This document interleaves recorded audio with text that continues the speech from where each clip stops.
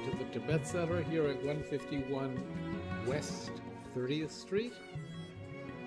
We will begin by reciting the prayer for the spreading of the teachings throughout the length and breadth of the West, which you'll find by scrolling down in the prayer section. By the force of the blessings of the non-fallacious three precious gems, and of the truth of our pure selfless wishes, may the precious Buddhist teachings flourish and spread to the expanse of all areas throughout the length and breadth of the West. For all the people living there together with their near ones, who have engaged in the teachings and have faith and respect for them, may all conditions adverse to the practice of the pure Dharma be dispelled, and an excellent collection of favorable conditions increase like the waxing moon. And especially for those who work on methods to accomplish the flourishing and spreading of the victorious one's teachings, which are the source of benefit and happiness, may they never be oppressed by masses of interference and adverse conditions, and may this spontaneously happen just as we have hoped and wished. The Heart Sutra. Thus have I heard once. The Blessed One was dwelling in the royal domain of the Vulture Peak Mountain, together with a big gathering of great monks and great bodhisattvas. That time the Blessed One entered the Samadhi, which at the same time noble Avalokiteshvara, the Bodhisattva Mahasattva, looking at the profound practice of transcendent knowledge, saw the five skandhas in their natural emptiness.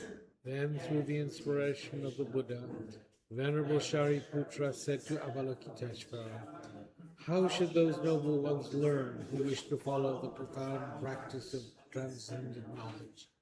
And Avalokiteshvara answered, "Venerable Shariputra, whoever wishes to follow the profound practice of transcendent knowledge should look at it like this. Seeing the five skandhas in their natural emptiness. Form is empty, emptiness itself is form. Emptiness is not separate from form, form is not separate from emptiness. In the same way, feeling, discriminating awareness, compositional factors, and consciousness are empty. Thus all the dharmas are empty and have no characteristics. They are unborn and unceasing. They are not impure or pure. They neither decrease nor increase. Therefore, since there is emptiness, there is no form, no feeling, no discriminating awareness, no compositional factors, no consciousness, no eye, no ear, no nose, no tongue, no body, no mind, no appearance, no sound, no smell, no taste, no sensation, no objects of mind, no quality of sight, no quality of hearing, no quality of smelling, no quality of tasting, no quality of sensing, no quality of thought, no quality of mind consciousness. There are no new gods from ignorance to old age and death, nor their wearing out. There is no suffering, no cause of suffering, no ending of suffering, and no path. No wisdom, no attainment, no non-attainment. Therefore, since there is no attainment, the bodhisattvas abide by means of transcendent knowledge. And since there is no mind, they have no fear, no propensity to pass beyond the bounds of sorrow. All the Buddhas who dwell in the past, present, and future, by means of transcendent knowledge, fully and clearly awakened to unsurpassed, true, complete enlightenment. Therefore, the mantra of transcendent knowledge, the mantra of deep insight, the unsurpassed mantra, the unequaled mantra, the mantra which calms all suffering should be known as truth, for there is no deception. In transcendent knowledge, the mantra is proclaimed. Tadyata Om Gate Gate Paragate Parasamgate Bodhiswaha. O Shariputra, this is how a Bodhisattva Mahasattva should learn profound transcendent knowledge. Then the Blessed One arose from that Samadhi and praised the Bodhisattva Mahasattva Avalokiteshvara, saying, Good, good, O son of noble family. Profound transcendent knowledge should be practiced just as you are taught, and the Tathagatas will rejoice. When the Blessed One had said this, Shariputra and Avalokiteshvara, that whole gathering and the world with its gods, humans, and Gandharvas, their hearts full of joy, praised the words of the Blessed. Now we generate bodhicitta.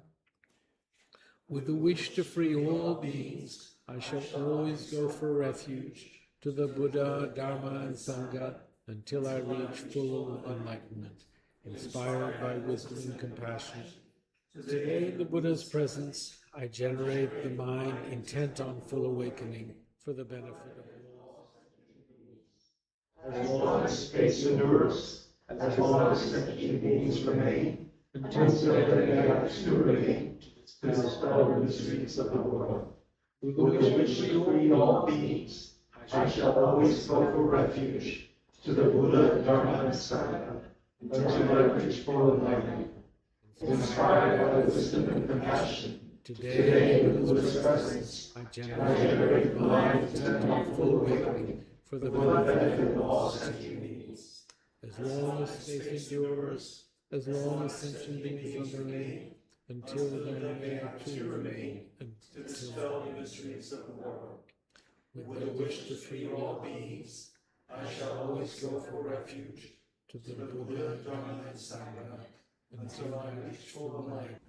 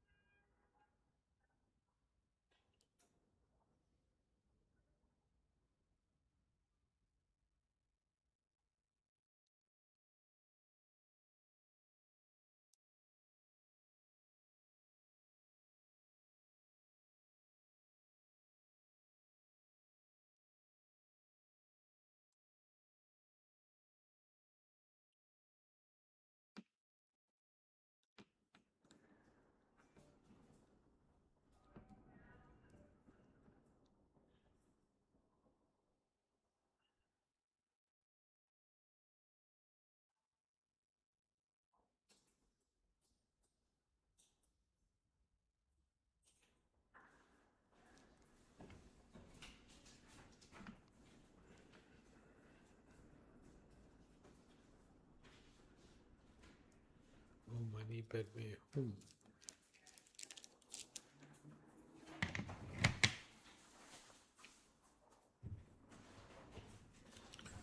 So last week we devoted ourselves to discussing the Heart Sutra.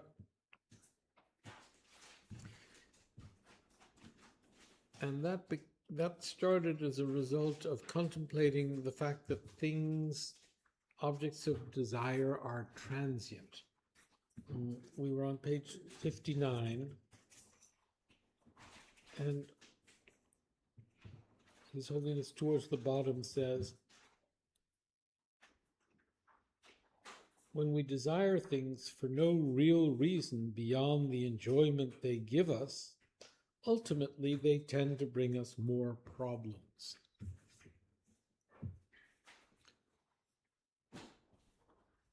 Moreover, we find that like the happiness which gratifying such perceived needs brings, these things, are themselves, in fact, transient. So it's the transient quality of the objects of desire that cause us to have more problems. So how does that work? Hi. Why is it that these transient things, and out of our desire for them, more problems arise?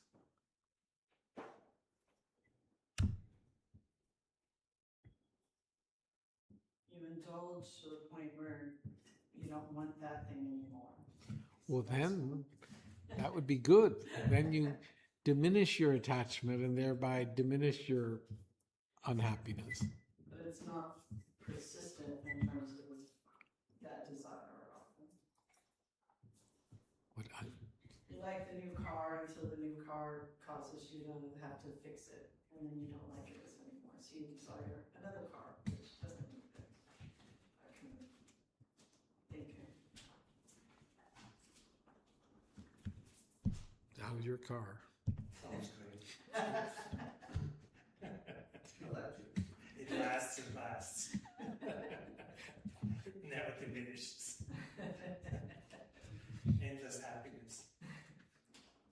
Good. Does the happiness grow as? No, it stays equal. That's pretty good. That's good. So electric cars might be a good object. So how does this this quality of transience work? Evidently, we can't apply it to electric cars, but other things. Exactly the opposite. Hmm? They all change. And I'm not permanent. So why does that lack of permanence cause us to suffer? So Because that thing that we were attracted to disappears. That thing that gave us happiness. but we can buy a new one, no? Hmm? We can get another one. Oh, yeah. Hence my car.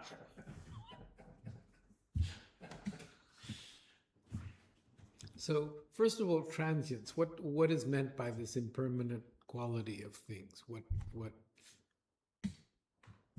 we have coarse impermanence and subtle impermanence. The impermanence of the watch. I mean, By- fabric is out of No, the subtle impermanence. By inference, we infer, and so the logical, what would you call it, technique by which we develop the inference to realize the impermanence of the watch is a syllogism, is a sort of logical phrase. The watch is impermanent because it's produced. So for that syllogism to actually generate in us a realization of the impermanence of watch, you have to know that the watch is produced. And you, being Swiss, know that the Swatch was produced in the factory of Swatch. So it's a product, right? We also know that all products are impermanent. That's a quality of a product. If it's a product, it's necessarily impermanent. And though we don't see that the watch is impermanent, since we know it to be produced, we can infer that it must be impermanent. And if we take these parts of the syllogism and we meditate on them enough, we can suddenly arrive at a point where we go from understanding that the watch being produced must be impermanent, we can come to the point of realizing that it is impermanent and actually having a realization, knowledge, not just the idea of, but the knowledge that the watch is impermanent. So this is the process of using the technique to generate an inference of the impermanence of watch. This is all to prepare us for going through the same process for realizing the emptiness of watch. But it's the same logic. The watch is empty of inherent existence due to being a dependent arising, dependent on its. What are the qualities of dependence that we can attribute to a watch? But being produced, its parts and a designation. Designating, most sellers they go up. So parts that made it shows that it's dependent on being made. The parts of it and a designated consciousness, or whatever you want to call it. Naming consciousness. So in that it is dependent, anything that depends, dependence is the opposite of independence, yes? Yes, or independence, yes. And so if we can understand that something being independent is the same as being inherently there. If it's not dependently there, there's a quality of inherent nature of existence. And if we're applying it to the watch, it's being interdependent, its being dependent contradicts its being independent, right? So that when we see that the watch is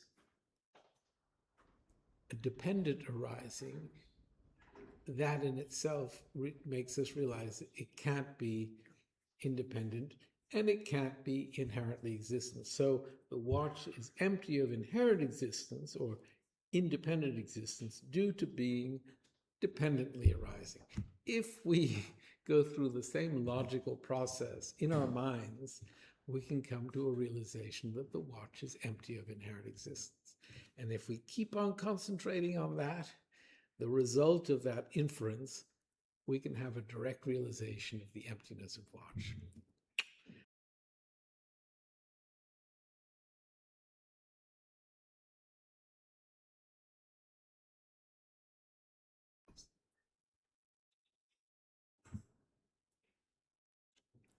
And that's all available in Sanskrit. The guy who figured it all out wrote all his texts in Sanskrit. So next time, Evelyn will give us a Sanskrit rendition of this.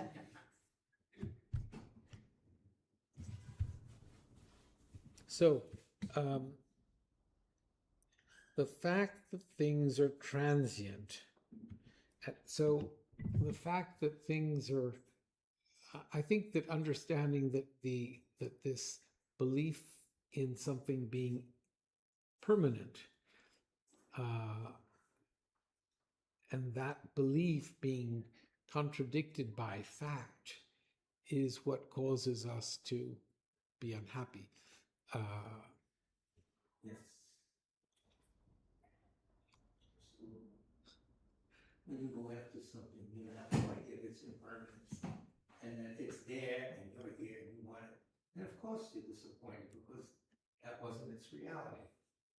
You imagined something and gave it a lot of force and power, and then it didn't deliver what you thought it could. But you wanted the next thing right away. Which wasn't really.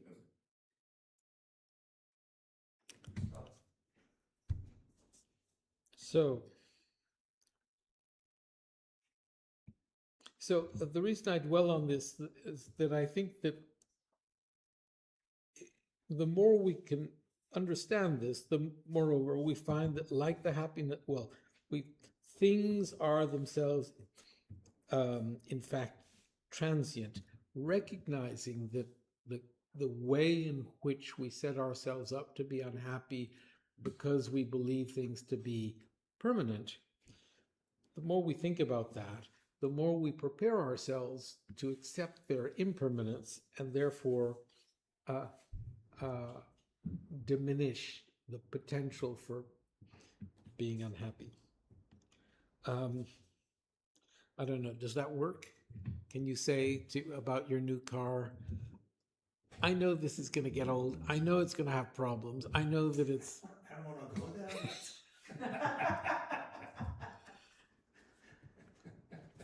We're there with ourselves.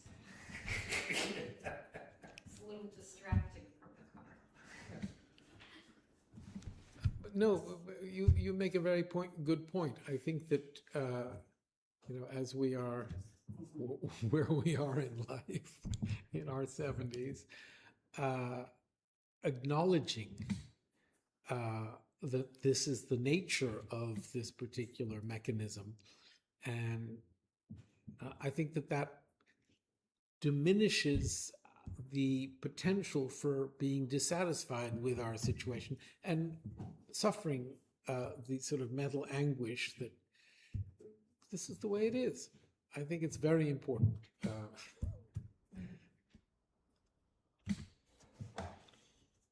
It is surprising that, considering that we live in this ever-changing world, how much we cling to not wanting things to change, or how embedded we get in habits, and how hard it is to change habits. And it should be self-evident around us how much things change. And actually, we become tighter and tighter in our Yeah. belief that things should remain the same way. Yeah, it's that grasping, because I don't know if it's like a fear of not wanting to acknowledge kind of the reality. It's like some people don't like to get old, right? So therefore, you do everything to distract yourself, not to think about the fact that you're changing.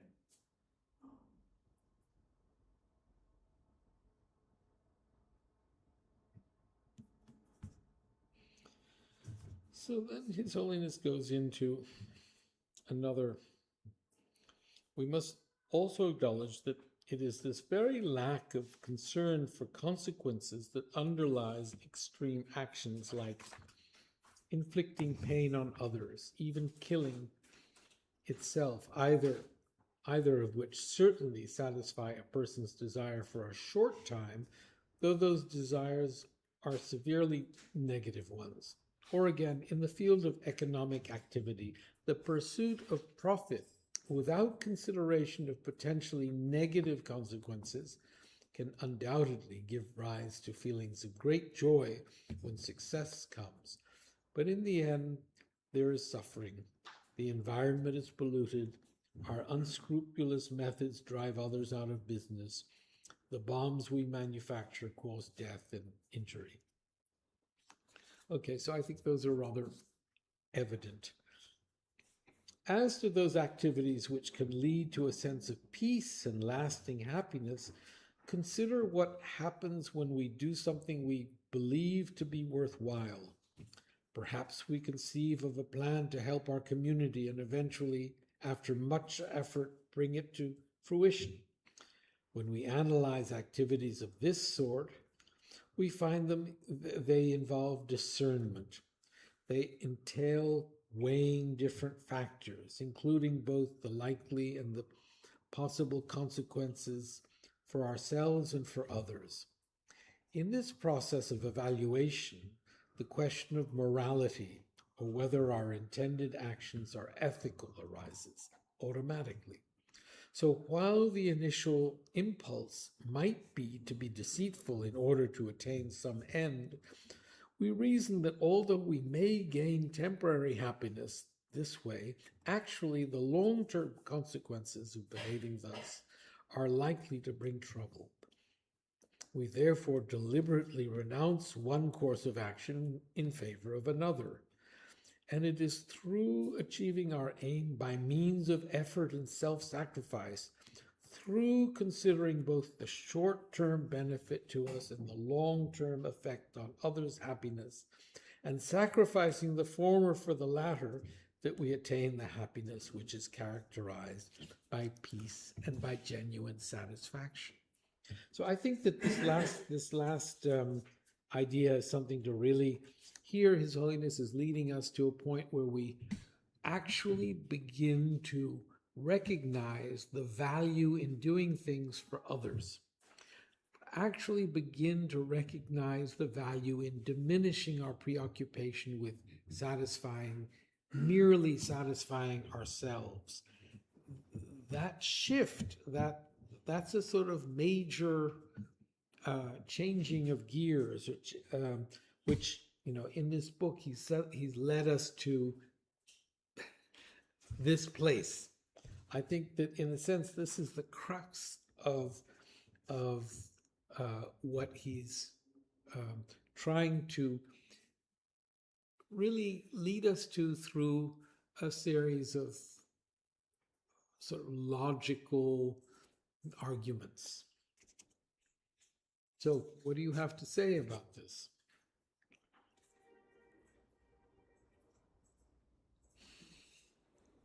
I mean, I like the idea of, maybe I rephrase it. It's hard for me to figure out how to get people to think through the consequences of their actions, like the environment, the economy, whatever. So framing it as harming others in the long term is definitely at least a useful thing. Just thinking of you explaining things to kids in terms of how do you kind of, to me, like a lack of consequence for, you know, what you see in contemporary politics or what you can see in terms of global warming is, it's just really stark in terms of things we have to deal with on a daily basis now. No, but I think it's important here that we not talk generally about, you know, politics, but we talk about those things that we personally are involved in our daily lives. Right.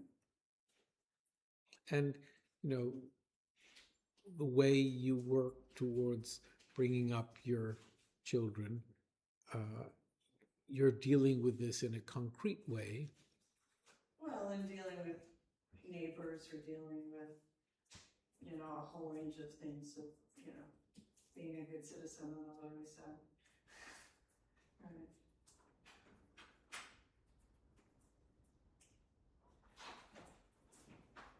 But yeah, no, I find it very helpful to kind of remember.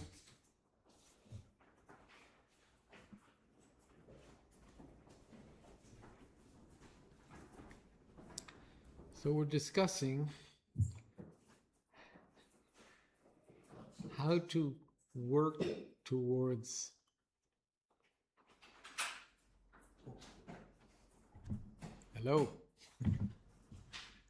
towards diminishing our tendency to have our lives devoted to pleasing ourselves, and bending towards having our lives please others.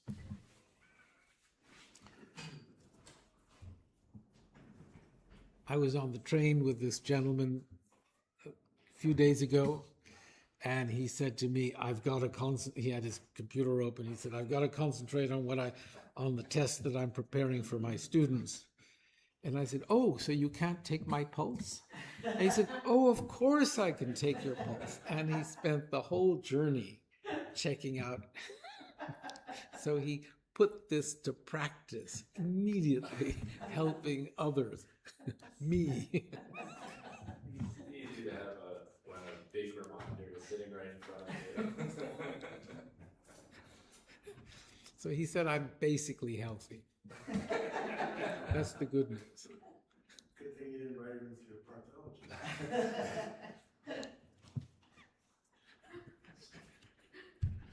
Thank you, Darren. That was lovely.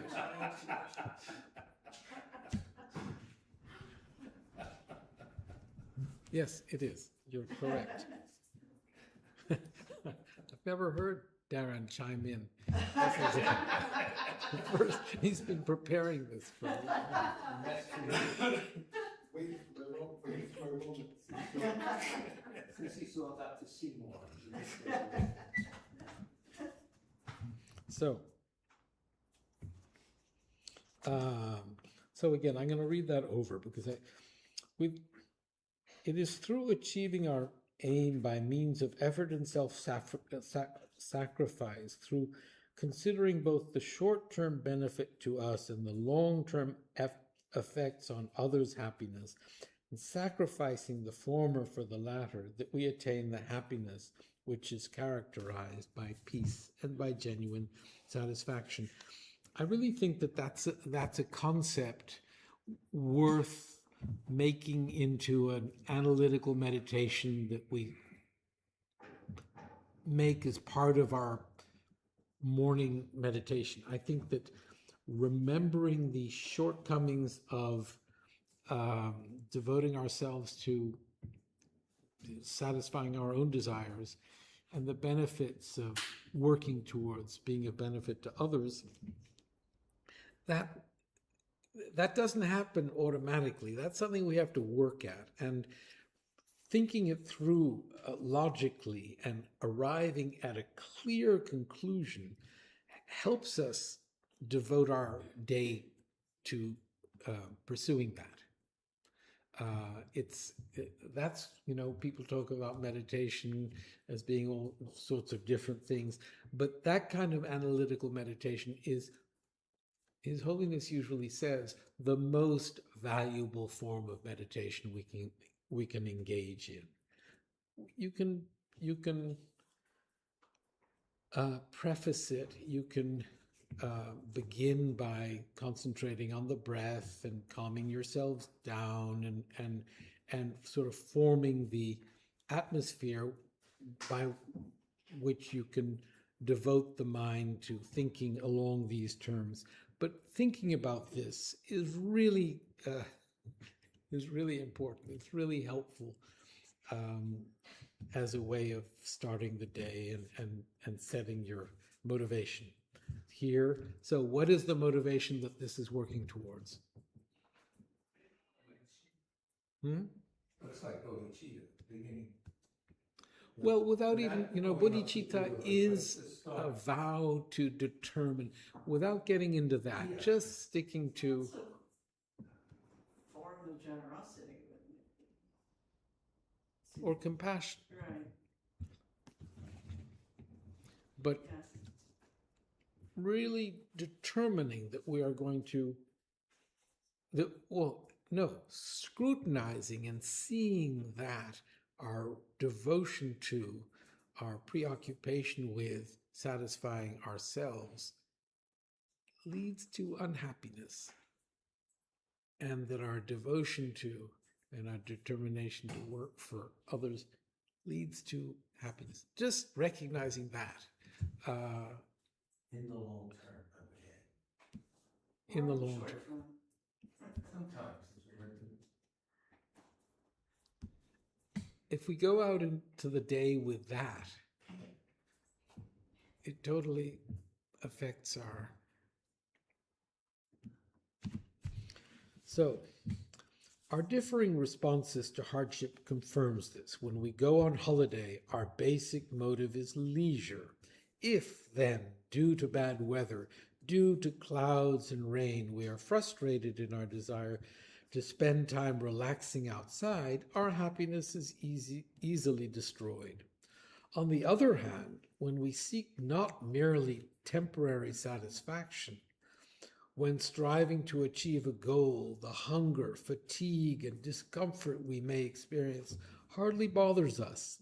In other words, altruism is an essential component of those actions which lead to genuine happiness.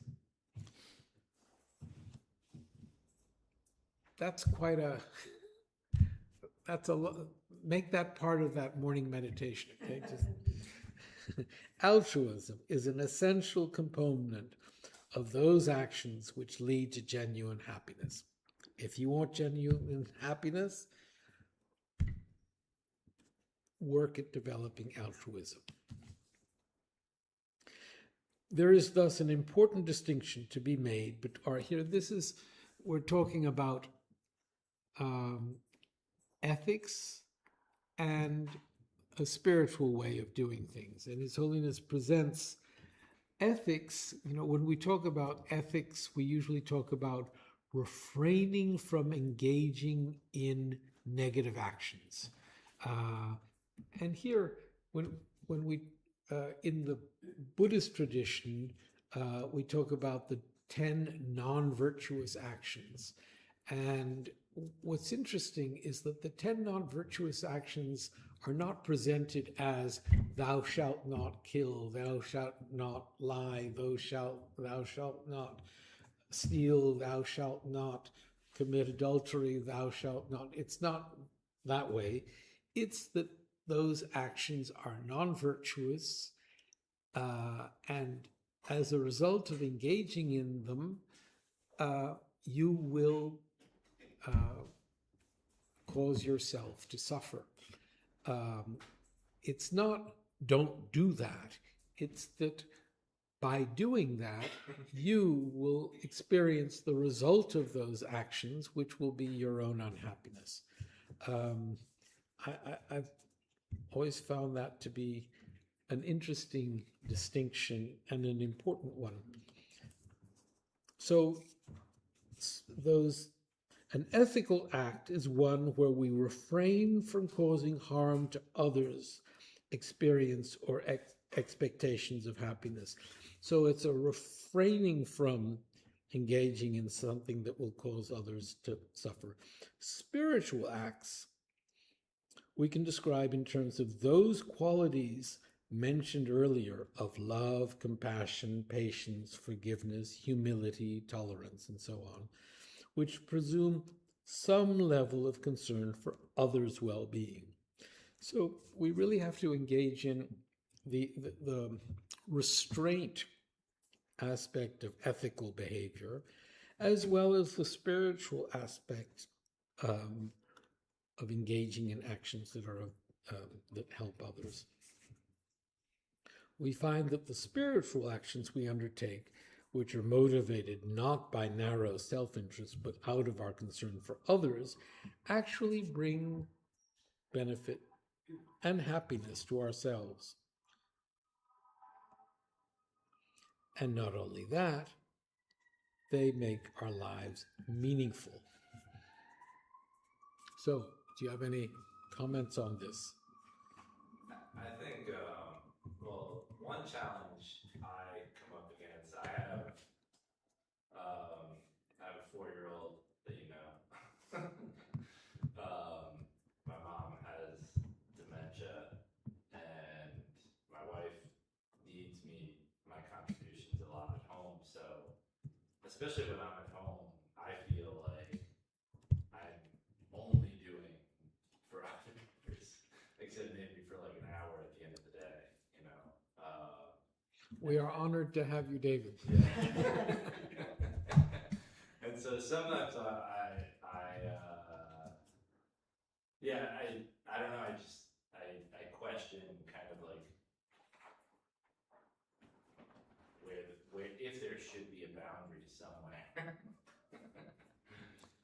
So the boundary becomes a respect for your need to refill the batteries that enable you to be of benefit and to that others. exists for the most part. That exists, yeah. And another thing, thinking back to my previous life, not my literal previous life from a Buddhist perspective, but my metaphorical previous career, I find it's challenging, or was challenging for me, or would be challenging for all artists, even though I think artistry, whether performing arts or otherwise, is something that's generally, I think, very appreciated from a Buddhist perspective. I find it to be, and I don't mean this in a cruel, judging way, but I find it to be an extraordinarily selfish pursuit. Although I'm a huge fan of music, I was not a musician, I'm a huge fan of music, so I'm eternally grateful for every song that I've ever loved. But as a former artist, I feel 99% sure that every artist, even the Beatles, they made all those songs for themselves. Like they loved it, you know, they loved it, and it's this sort of like selfish, self-indulgent pursuit, albeit with the wonderful side effect of people finding joy in it. But I found when I was committed to an artistic pursuit, and I've discussed this with friends before as well, like former artistic peers who have struggled with that, the fact that they're like, well, I'm not contributing anything. Like I'm on this sort of creative pursuit from the moment I wake up until the moment I go to sleep. And so, you know, there's no external sort of selfless contribution there. Which I think is a challenge. Because we've talked about it here before, even where you said, "Oh, well, you're a healer who helped people." I'm like, yeah, but I'm still doing it. If I'm completely honest with myself, I didn't get into Chinese medicine out of completely altruistically motivated. right? I like being able to help people, and that's a wonderful side effect, but I got into it for the intellectual fascination of it, right? And if I'm able to help people, it's wonderful, you know, but that wasn't, if I'm completely honest, that wasn't my original motive, you know? So, I guess I don't have a question. well, no, but you brought up 2 points. One is the importance of caring for yourself so that you can be of benefit to others, and respecting your own limitations and your own need to. And if you approach caring for yourself with that kind of motivation, it becomes part of caring for others. It serves others in that it enables you to better care for others, and that's really important. We had this discussion in our New Jersey class where we have one woman who had been a pediatrics doctor and was talking about the painful frustration that you feel when you're trying to heal a child who doesn't react, and you're dealing with many cases. You're not able to really do. You're not really able to help people, and it just begins to wear on you. And I realized in addressing this that I wasn't really equipped. I didn't know what to say or how to answer, except to say it's really important to know how to take the time necessary to recharge your physical and emotional batteries to be able to better serve. And that's, part of self-discipline. Art. That's a tough one. It's a tough one in our culture, in the sort of European romantic and post-romantic period where art and the artist are revered to the point of being sort of spiritually valid. And, as religion has become less and less important in our society, the artist has sort of become the important person. And if we apply the sort of spiritual criteria that we have, the ones that His Holiness has just put here, I don't think that the most artists today live up to this. And I think it's important for us to understand that artists it's nearly a profession, and the degree to which someone immerses himself or herself in their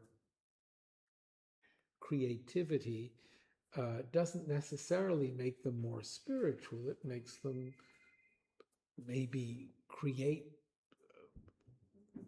things that people appreciate, or that they themselves feel express them and express their sort of relationship to the universe. But those aren't the criteria of the spiritual that we. Yeah, I think a lot of artists give a great deal of their end product gives a great deal of joy to infinite people. But I don't mean it in a cynical way. I'd just be very surprised if 99% of it wasn't selfishly motivated. And even going back to, I think, previous generations, not necessarily selfishly in an unethical way, but just that this is their passion. They want to do their passion. If there's a side effect that people like this song, great. But there's much more self-gratification in it. Does anyone else have something to say about this? I think this is a rather important topic in our day. I was just trying to think of like the motivation of why you're doing something brings to it. So, I mean, I know a range of artists and they have a range of motivations, right? But Yeah. if part of that is like I was walking up 6th Avenue and there's this kiosk and there's this quote from Frank O'Hara, the poet.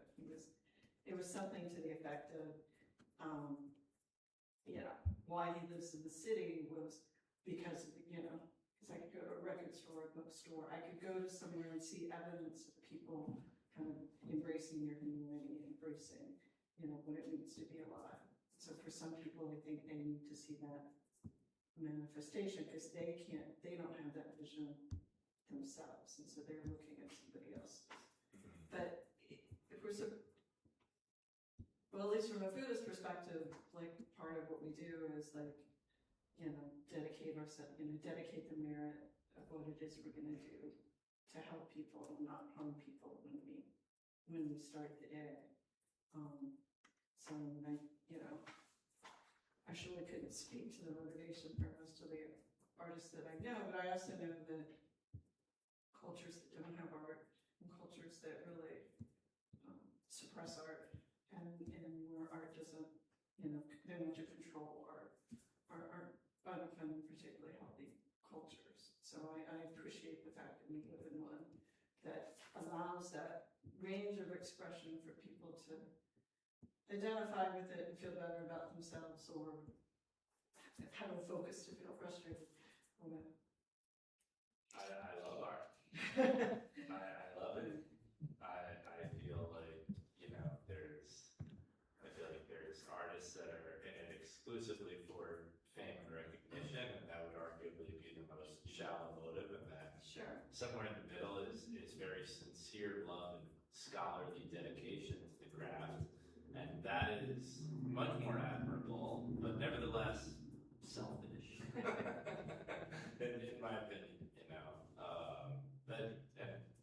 with self-criticism on that, because I definitely felt like, as an artist for 15 years, I don't think I was doing anyone any harm, but I don't know that I was doing anyone that much good either. Well, what's interesting is to think of the artists in the Middle Ages or the artists in a culture like Tibet, where the artist, his or her job was to somehow express their love for virtue, for good, for God in the Christian traditions of art. The artists within a Buddhist culture would be working to depict holy beings as finely, as well as possible. There is one isn't seeking self-recognition, one is seeking the perfection or a way of expressing the perfection of whatever it is that one is making an image of. The idea behind it is totally different, and the present day idea behind art is a whole new phenomenon. It hasn't always been there.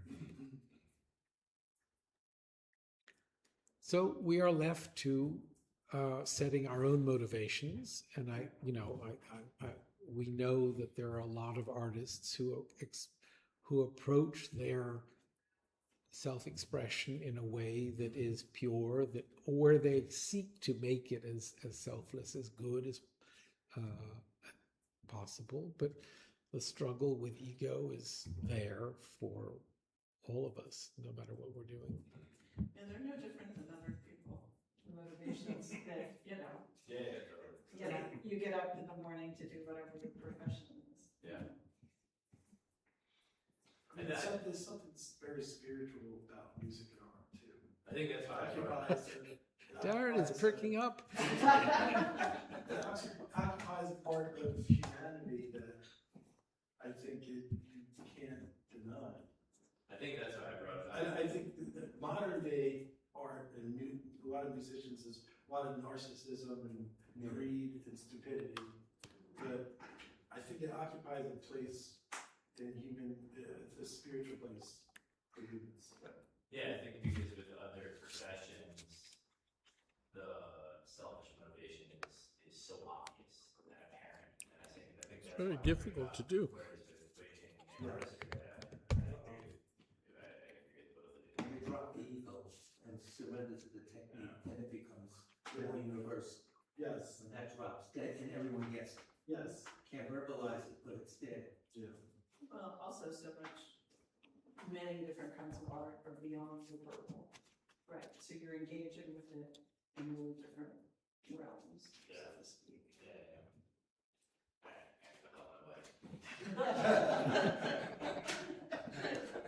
Large scale for you. Good luck.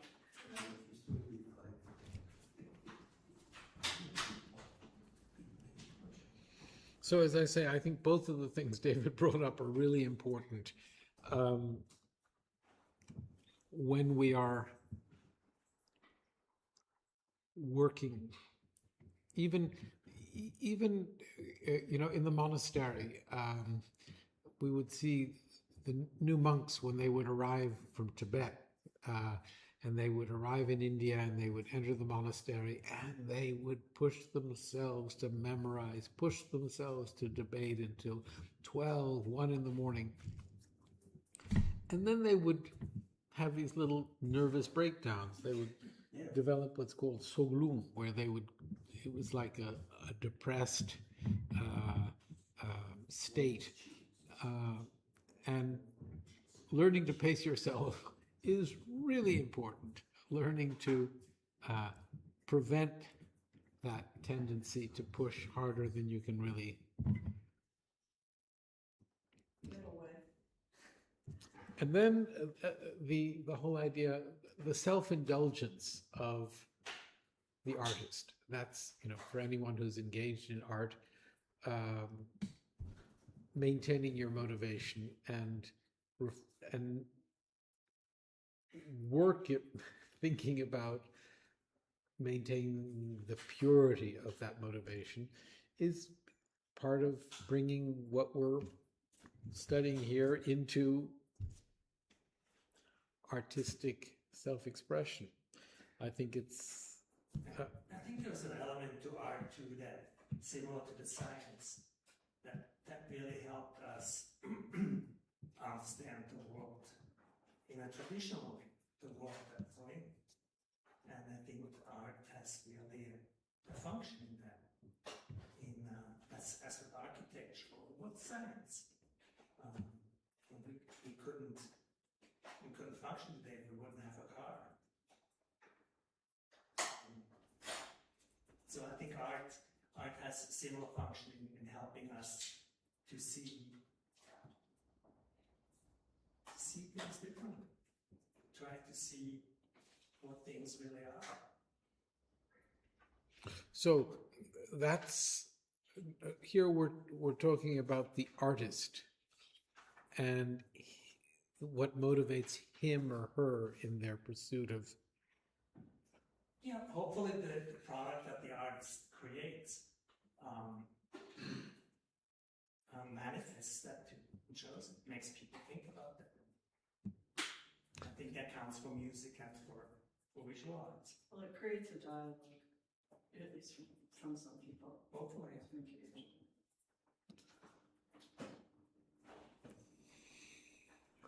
One of the things in church, I don't know whether this is the whole notion that here, as we study ethics and as we work at sort of increasing our awareness of responsibility towards our morality,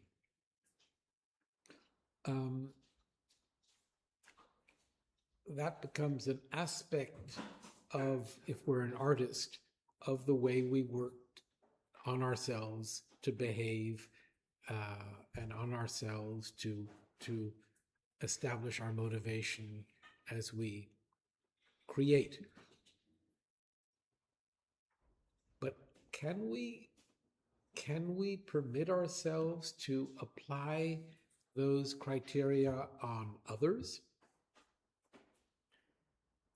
Can we judge Picasso or someone else? I'm not sure. I think it's not about, at least for me, it's not about so much about the person that created it at that point. it's the product that he wants me to see, and that sort of says something. So you're saying whatever motivation was behind his doing, when I'm looking at the painting, I'm just looking. It will reflect in that. Sorry? It will reflect in the product that he did. Definitely. Sure. Okay. So these are things to think about.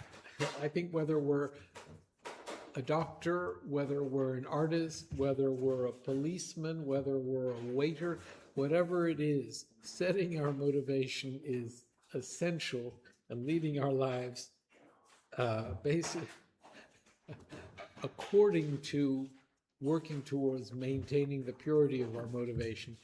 That's our responsibility. Okay.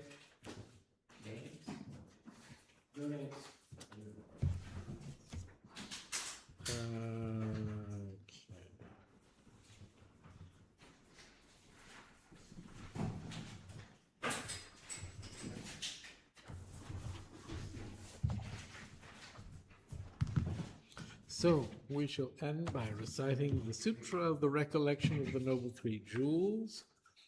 I prostrate up to the Omniscient One, thus the Buddha, Bhagavat, Tathagata, Arhat, Samyak Sambuddha, the learned and virtuous one, the Sugata, the knower of the world, the charioteer and tamer of beasts, the unsurpassable one, the teacher of devas and humans is the Buddha Bhagavat. The Tathagata is in accord with all merit. He does not waste the roots of virtue. He is completely ornamented with all patience. He is the basis of treasures of merit. He is adorned with the minor marks. He blossoms with the flowers of the major marks. His activity is timely and appropriate. Seeing him, he is without disharmony. He brings true joy to those who long with faith. His knowledge cannot be overpowered. His strength cannot be challenged. He is the teacher of all sentient beings. He is the father of bodhisattvas. He is the king of noble ones. He is the guide of those who journey to the city of Nirvana. He possesses immeasurable wisdom. He possesses inconceivable confidence. His speech is completely pure. His melody is pleasing. One never has enough of seeing him. His form is incomparable. He is not stained by the realm of desire. He is not stained by the realm of form. He is not affected by the formless realm. He is completely liberated from suffering. He is completely and utterly liberated from the skandhas. He is not possessed with dhatus. His ayatanas are controlled. He's completely cut the knots. He's completely liberated from extreme torment. He's liberated from craving. He's crossed over the river. He's perfected in all the wisdoms. He abides in the wisdom of the Buddha Bhagavats who arise in the past, present, and future. He does not abide in nirvana. He abides in the ultimate perfection. He dwells on the Bhumi where he sees all sentient beings. All these are the perfect virtues of the greatness of the Buddha Bhagavat.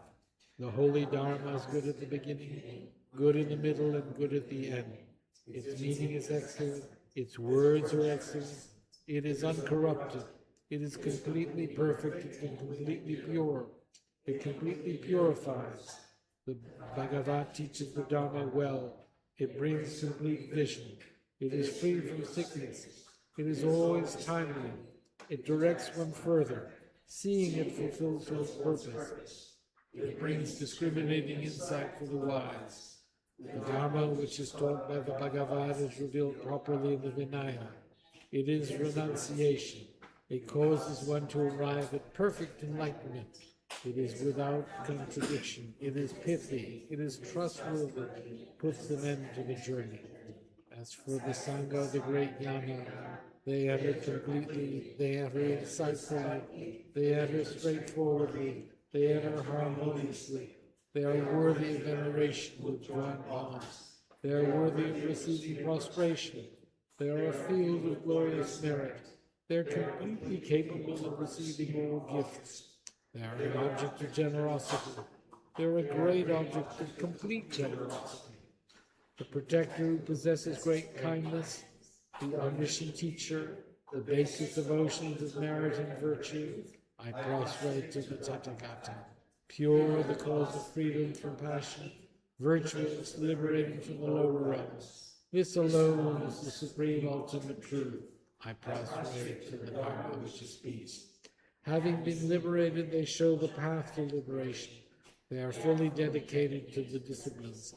They are a holy field of merit and possess virtue. I prostrate to the Sangha. I prostrate to the Buddha, the leader. I prostrate to the Dharma, the protector. I prostrate to the Sangha, the community. I prostrate respectfully and always to the Supreme. The Buddha's virtues are inconceivable. The Dharma's virtues are inconceivable. The Sangha's virtues are inconceivable. Having faith in these inconceivables, therefore the fruitions are inconceivable. May they be born in a completely pure realm. Okay, the 8 verses for training the mind. With the determination to accomplish the highest welfare of all sentient beings who surpass even a wish-granting jewel, I will learn to hold them supremely dear. Whenever I associate with others, I will learn to think of myself as the lowest amongst all, and respectfully hold others to be supreme from the very depths of my heart.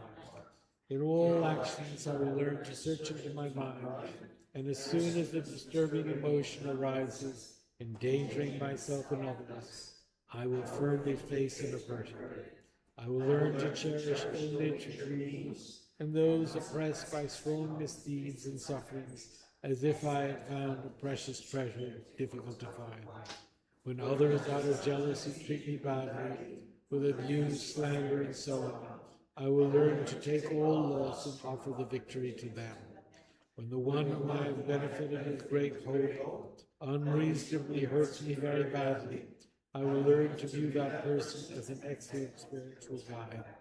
In short, I will learn to offer to everyone without exception all help and happiness, directly and indirectly, and respectfully take upon myself all harm and suffering of my mothers. I will learn to keep all these practices undefiled by the stains of the 8 worldly concerns, and by understanding all phenomena like illusions, be released from the bondage of attachment. Now a prayer for the swift return of Dr. Trungpa Rinpoche.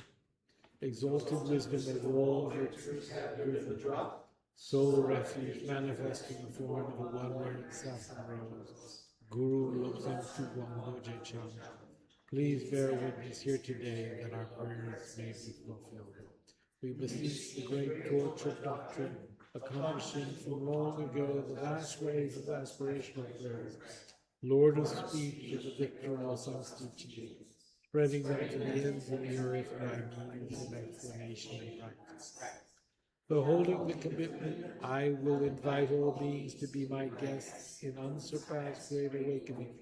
Yet you have withdrawn the activities of the form body that serves the welfare of others. Is that worthy of the supreme among beings, the Bodhisattva? Is it possible for you until singing existence end to abandon your commitment to liberate all beings? We beseech the new son of Nirmanakaya to swiftly return to the realm of Dharmakaya, brought forth by Bodhicitta, drawn by 7 steeds. Having reached the far limits of scholarship, religious life, and goodness, please come swiftly as an unrivaled supreme emanation, full holder of the sage's teachings, and wish-fulfilling joy. Return as the glory of the Samkhempe, magnificent truth of the 3 precious jewels, Mahakala, Parmayama, Srimati Devi, and the ocean of Dharma protectors. May you spontaneously fulfill our wish, the swift blossoming of the reincarnation's fresh moon. Thank you. So we will have on Wednesday in South Orange, New Jersey at 7 o'clock. On Wednesday there will be class, and then on Saturday, this coming Saturday in South Orange, there will be a White Tara Puja, which you're all welcome to at 1 o'clock in South Orange, New Jersey, 502 North Ridgewood Road. Thank you.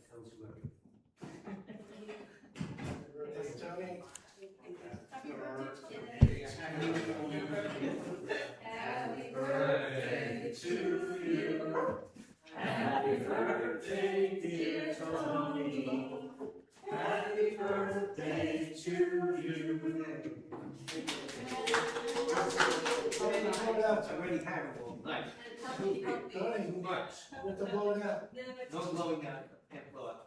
You know I'm gonna show you a picture of my friend. that. Yeah, you do I it. don't know is if you this- remember her. This was taken in 2000, 26 years ago. This is Lily in the middle. That's back in 31st Street, remember, the center? That's her, it's a tall, and then this is now her and her daughter. They wanna offer you.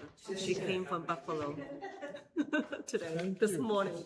She got here at 5 What did she a.m. do? What did she do? She's, You should have brought her here tonight. oh, she was thinking to, but then she changed her mind.